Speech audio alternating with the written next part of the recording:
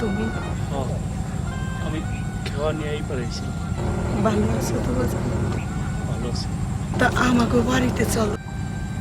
আজকে না, আর একদিন যাব। তুমি অমন করে কি দেখতেছো বাবা? আপনারে আমারে? আমি আমার মায়ের কোনদিন দেখে নেই,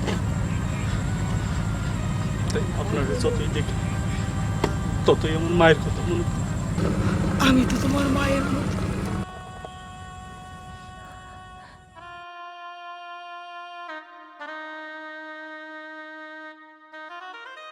আমি আসি বাবা, তুমি ভালো থেকো।